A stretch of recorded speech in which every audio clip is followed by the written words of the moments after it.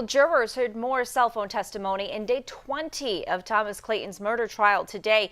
Clayton, as you recall, is the man accused of hiring Michael Beer to kill his wife Kelly in September 2015. And WENY's Logan Wilson has been following the case. She joins us now to tell us more about the testimony regarding Clayton's cell phone. Nick and Renata, more cell phone testimony today as the defense questioned a New York State Computer Crimes Unit technician about Thomas Clayton's cell phone battery. Deborah Jasinski said she didn't know if Thomas Clayton's phone was or wasn't charged before she examined it on October 2nd, 2015.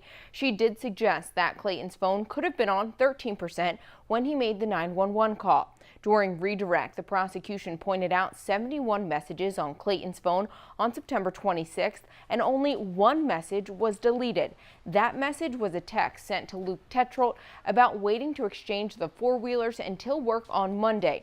The prosecution also pointed out no deleted phone calls, but lots of deleted messages to another woman.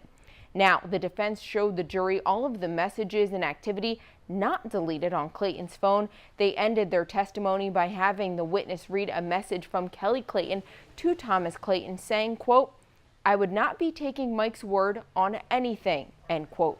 That text was part of a conversation about an issue Clayton was having with a former ServPro employee.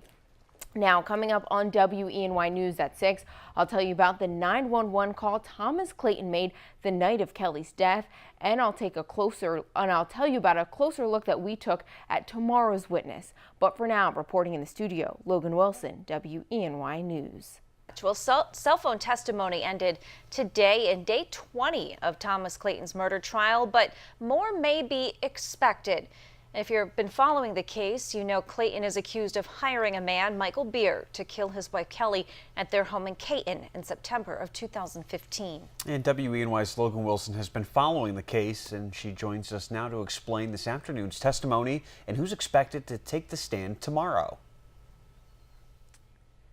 Nick and Renata, it was a short afternoon of testimony as only two witnesses took the stand. First this afternoon was a forensic scientist from a New York State Police crime lab. The scientist testified to fragments collected at the crime scene in relation to the murder weapon. The witness showed the jury a fragment found by Kelly's body, which was an exact match to the murder weapon.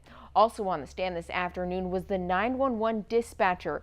Jurors heard the 911 call Clayton made at 12:38 a.m. the night of Kelly's death. On the call, you can hear Clayton say, help me, my wife is dead." Later on, the call goes silent. Then you can hear Clayton say to his kids, "Did you see Mommy? Did you see a robber?" While the call was playing, Clayton was visibly upset, covering his face and later wiping away tears. During cross-examination, the defense played other calls made to the dispatch center that night, including one call made at 2:13 a.m. from a law enforcement official who was not at the scene, saying they're pretty comfortable they have a suspect. Now, tomorrow on the stand, the prosecution plans to call Cy Ray. We looked into who Cy Ray is, and according to our research, Ray is another cell phone expert. He owns a corporation that trains law enforcement on cell phone technology investigations. For court updates on his testimony, you can follow me on Twitter. But for now, reporting in the studio, Logan Wilson, WENY News.